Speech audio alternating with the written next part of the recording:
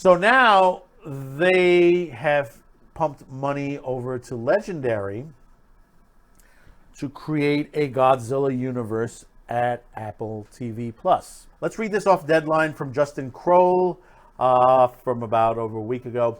In a massive deal that expands the legendary Monsterverse, Apple TV has ordered a new live-action series featuring Godzilla and the Titans. Following the thunderous battle between Godzilla and the Titans that leveled San Francisco and the shocking new reality that the monsters are real, the untitled series explores one family's journey to uncover its buried secrets and legacy, linking them to the secret organization known as Monarch.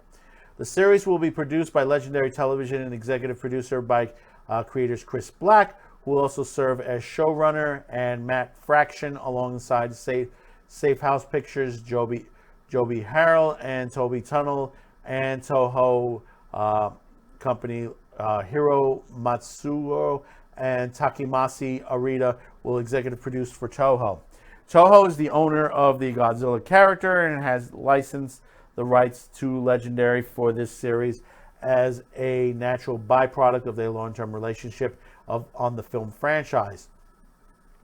Talks about expanding the universe via series began after Godzilla vs. Kong became one of the first big box office hits, which it was in the pandemic era. Legendary already is developing the next untitled film set in the monster universe, but saw potential developing a series and began talking to buyers that were interested. Apple showed immediate interest as it looks to add more brand to its IP, to a slate of original TV series that continues to grow, and the deal soon struck to start development on the series.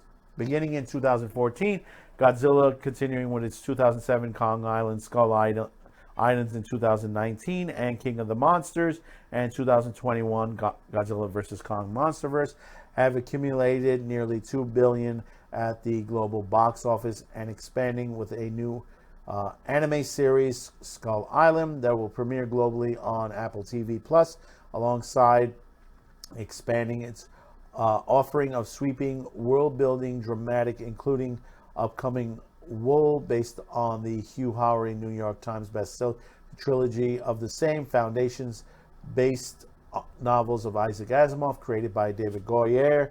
Invasion, a new sci-fi series from Simon Kuhn and David Will, and the post-apocalyptic series C, starring Jason Momoa, David Bautista, and Alfred Woodward.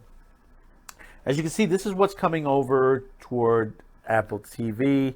A lot of this stuff is just, not that great. What has appeared already, like you saw already from Foundation. What are they going to do with Godzilla? I think it was better off with Toei when they had the Godzilla animated series that is on Netflix. Godzilla Singular Point, which was, I thought it was a really good series because it had a lot of scientific issues on there. Some people complained on it that it was too scientific, but no, I think it had the right gusto, the right amount.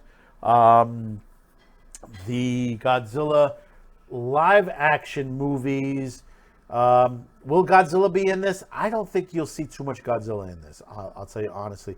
They're using the Godzilla name, but the way they're pushing this is Monsterverse.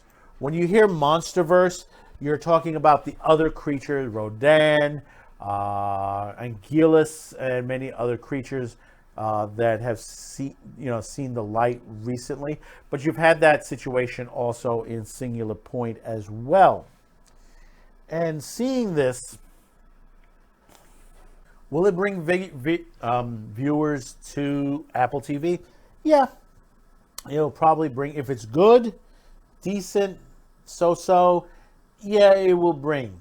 Will it bring strength to the legendary Monsterverse? Hard to say.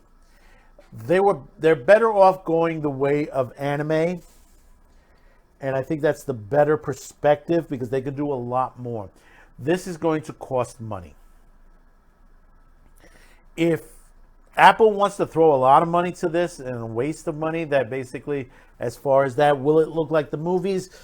Borderline. like I said, it's even though it's cheaper to do a lot of the CGI these days, one thing about these large companies, they're going to spend a lot of money on it. And they're going to put together these series and they're going to slap it together. And people had their issues with Godzilla versus Kong. They had their issues with Godzilla King of the Monsters. They had their issues with Kong Island. Even though they were decent movies, they still had their issues. This is not a Toho film unit. That last Godzilla movie that they did, the Shin Godzilla series, that was a good direction that they were going in. Some people didn't like how the look of the Godzilla, but the perspective, and they took it into Singular Point, that Godzilla is able to evolve, to change, to grow, as far as that's the direction they wanted to go in.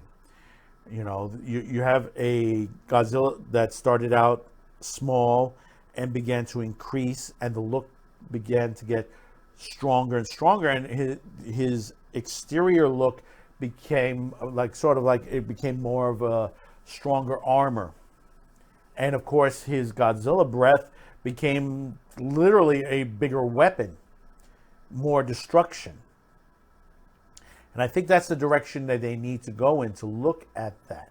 I mean, we've had the many years where we've had Final Wars, Megaguirus, Destroya, Space Godzilla, Biollante,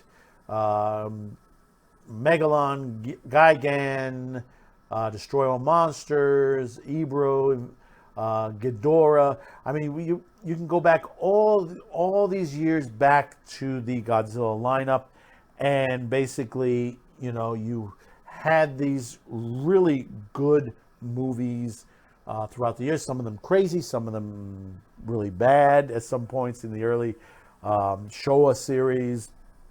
Because some people, they say Megalon was really, really bad, but you go back and look at it, some of it was really good. It was a good premise on there. And then you had the Megaguirus, which was, some people didn't enjoy that. And then where they went to Monsters All Out Attack. Then they had the Tokyo SOS and Final Wars, which Final Wars was really good. It was a rehash of Destroy All Monsters. And that was the same thing when you got to Godzilla vs. Kong and King of Monsters. You had a rehash of Destroy All Monsters at that point.